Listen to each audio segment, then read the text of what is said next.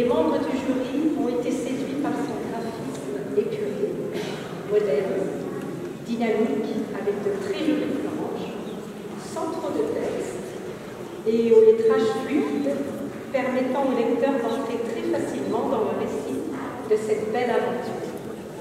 Cet album est réellement un déferlement d'ingéniosité, tant dans la mise en image que dans le récit.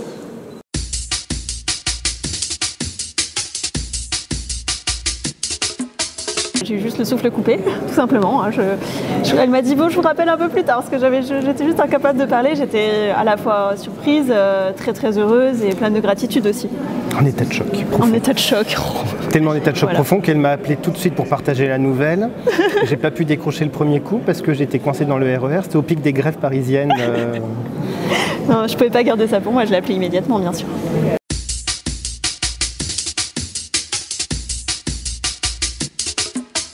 Parce qu'on a eu la chance de le rencontrer alors qu'il est très peu connu en France. Simplement parce qu'on est originaire de Nancy, où il y a le premier oratoire Saint-Philippe Néri qui a été refondé après la Révolution française, il y a, si je ne me trompe pas, 24 ans. En fait, c'est vrai que c'est assez fort de voir que la spiritualité d'un personnage du XVIe siècle est encore vivante aujourd'hui à travers les gens qui en vivent. Et que ce que Philippe Néri a apporté aussi aux gens de son époque, eh bien, des gens aujourd'hui peuvent aussi l'apporter aux gens de notre époque, aux étudiants de notre époque, voilà, aux prêtres qu'on a vécu. De notre époque, c'est aussi après tout un très beau modèle de prêtre.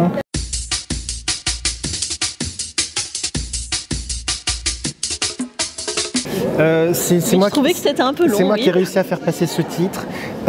Déjà au niveau commercial ou autre, c'est des genres de choses par rapport simplement à la création, au fait de créer. C'est quelque chose qui vraiment me passe l'indiffère en fait. Voilà, me passe au-dessus de la tête. Je trouvais que c'était un titre...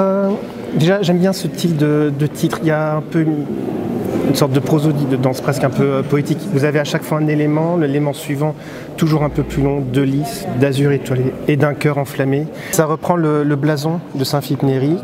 Le lys, c'est en héraldique comme ailleurs, c'est le symbole de la pureté. Dans les litanies à Saint-Philippe, à un moment, il y a une mention, Saint-Philippe Néri, fleur de pureté. Donc ça reprend le lys. Et l'azur étoilé, c'est la Vierge.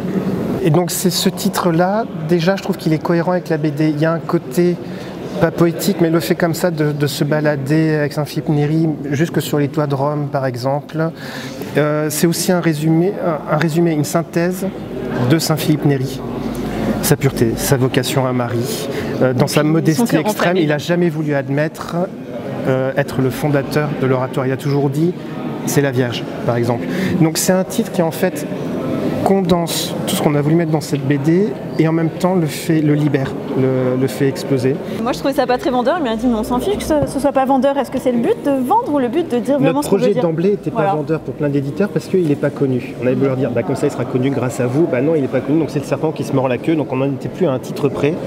Et du coup après au niveau graphisme on s'en est tiré avec le fait de mettre cœur enflammé en plus gros déjà et aussi en rouge.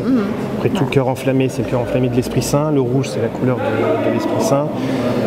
Donc ça ressortait finalement, on accordait nos violons comme ça.